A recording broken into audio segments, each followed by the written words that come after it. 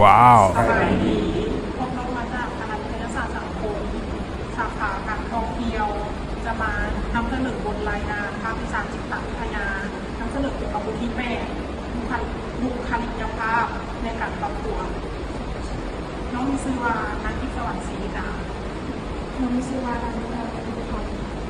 สบายดีน้องชื่อว่าข้าวสุราเสกขบุญ สบายดีครับคือข้าวอย่างที่ไหนนะคะ พระเจ้าสื่อข่าวทางเสรีวันนี้ความหมายและโครงสร้างของบริษัทวันนี้ความหมายบริษัทคือการควบคุมหนักหนาสำคัญของบุคคลเช่นคุณค่าหน้าตาท่าทางกำลังใจและการแสดงออกทางอารมณ์ที่ได้รับจากการประสบการณ์ต่างๆข้อที่2โครงสร้างของคุณธรรมตามแนวคิดของสิ่งตัวเองก็เลยสามต่อระดับแนว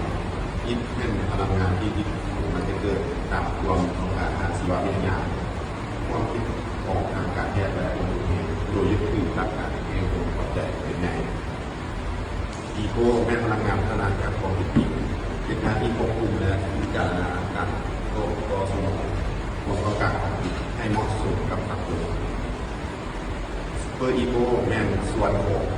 มโนธรรมความดีและความรับผิดชอบที่เรียนรู้จากสังคมและวัฒนธรรม1.3การวัดคุณภาพการวัดเมื่อจากความมันของคนกับสิ่งแวดล้อมในปัจจุบันด้านที่นำมาวัดแค่ก็มีลักษณะทางร่างกายลักษณะทางมโนความมั่นคงทางจิตใจสติปัญญาทางนิยมและทัศนคติทางสังคมวิธีการดำเนินสังเกตการดำเนินพฤติกรรมโดยผลงานมีหลักการสัมภาษณ์มีทั้งแบบเป็นทางการวางแผนตรงหน้าและบนเป็นทางการก็ไปนอกเสียงข้อที่2ความสำคัญแหละก็คือกภาพข้อ2รับมือความสำคัญการสร้างสรรค์สัมพันธ์ช่วยให้เข้าใจคนแตกต่างและดูคนกับผู้อื่นง่ายได้ดีความเชื่อมั่นเป็นคนมีความสอบงานพาผลเรียนความเขาลงจากสังคมโอกาสสำเร็จเป็นใบเบิกทางในทำความใบวางสายการเลี้ยงและสิทธิส่วนตัวทฤษฎีสำคัญคาร์ลซูได้เป็นคน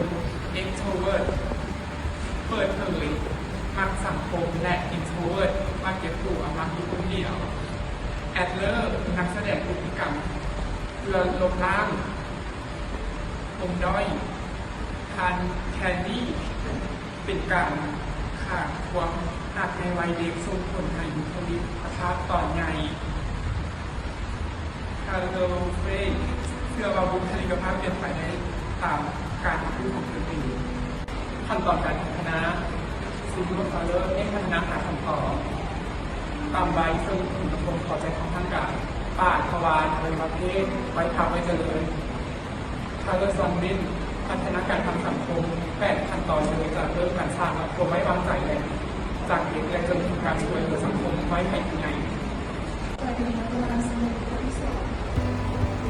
ความแตกต่างระหว่างบุคคลสังคมหนึ่งความนั้นมาสนับสนุนโดยคนหนึ่งจากอีกคนอื่นล้วนเอาทำงานตลอดทางกายและการถ่ายทีโดยใช้ความสามารถสร้างการสอนแบบตามทางการหนึ่งทางกายเช่นชีวิตสิทธิและเป็นเดียวสองอารมณ์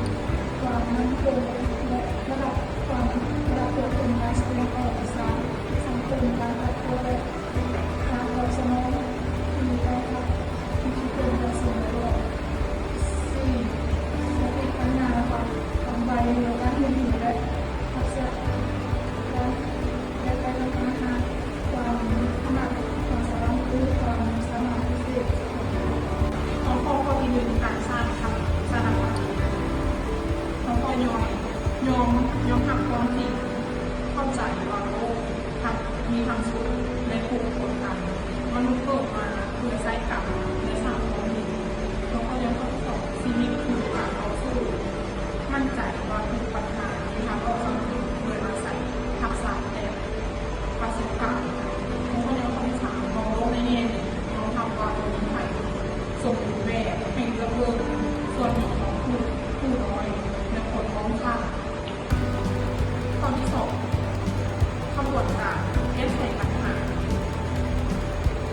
มีประเมินสถานการณ์ตั้งสติวิเคราะห์ปัญหาหาสาเหตุในการในระดับความรุนแรงของปัญหาพิจารณาทางเลือกซอกหาและเปรียบเทียบหลายๆวิธีแก้ไขเพื่อแนวทางที่เหมาะสมลงมือปฏิบัติตัดสินใจแก้ไขตามแผนที่วางไว้ประเมินผลที่ผ่านผลทำและเปิดใจรับฟังข้อเสนอแนะนำผู้อื่นเพื่อนำมาประกอบให้ดีขึ้นที่สำคัญในการประสบประสานระหว่างการปรับปรุงผิดให้เข้มแข็งในการแก้ไขอย่างมีขั้นตอนเพื่อให้เกิดความสุขในสบายใจ ต้องการที่เราจะมาในงานเนี่ยเพราะอย่างนี้สุขภาพกายและสุขภาพจิตเนี่ยก็เป็นสีห้องเขาหน่อยคือข้อมูลอีกจำหนึ่งต่อมาคือสุขภาพกายและสุขภาพจิต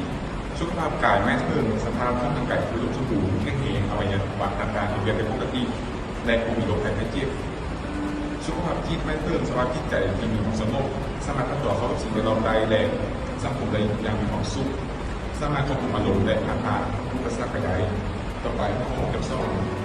ความสัมพันธ์ระหว่างสุขภาพกายและสุขภาพจิตทั้งสองด้านมีความสัมพันธ์อย่างใกล้ชิดหรือกายส่งผลต่อจิตถ้าร่างกายที่ป่วยหรือพิการจะเห็นให้จิตใจเศร้าหมองและต้องกังวลส่งผลต่อกายถ้าจิตใจเก่งขึ้นได้เป็นทุกข์จะส่งผลให้ระบบร่างกายที่เป็นปกติเซลล์นอนหลับเจ็บหัวและภูมิคุ้มกันต่ำต่อไปข้อ3ลักษณะของผู้มีสุขภาพจิตดี 1. มีความพอใจและยอมทำในสิ่งที่ตัวเองมี 2. มีความพัฒนาดีต่อผู้น้อยและลดความช้า 3. สามารถควบคุมอารมณ์และแก้ไขปัญหาชีวิตได้อย่างเป็นผล 4. การปรับตัวเข้ากับสังคมและการเป็นไปได้ดีต่อไปข้อ 4. ปัจจัยที่ทำให้สุขภาพจิตเสื่อมปัจจัยภายในความผิดปกติทางการสมองกับทางรุนแรงหรือเขาบกพร่องทางการทางกายปัจจัยภายนอกการเลี้ยงดูที่บ่เหมาะสมสภาพเศรษฐกิจปัญหาของความและสิ่งแวดล้อมที่เกี่ยงถึงต่อไปข้อ5วิธีรักษาสุขภาพจิตและสุขภาพกายเพื่อรักษาทั้งสองด้านที่สมบูรณ์ความปฏิบัติดังนี้การรักษากายกินอาหารที่มีประโยชน์ออกกำลังกายอย่างสม่ำเสมอพักผ่อนให้เพียงพอและที่เล่นสิ่งเสพติด2รักษาที่รู้จักตนเองยอมรับทั้งจุดดีและจุดอ่อนของตัวเองรู้จักปรับตัวมีความยืดหยุ่นต่อสถานการณ์และความในวันสร้างความสุขในตัวเองสร้างความสัมพันธ์มีความเมตตาและสร้างมิตรสัมพันธ์ที่ดีกับคนรอบข้างการใช้เวลามีเยอะประเด็นที่สร้างและรู้จักปล่อยวางในสถานการณ์ต่อไปจะมาสรุปหัวข้อที่6การมีสุขภาพที่ดีต้องเริ่มจากการดูแลทางร่างกายและสภาพจิตใจไปพร้อมๆกันเพื่อให้เกิดผล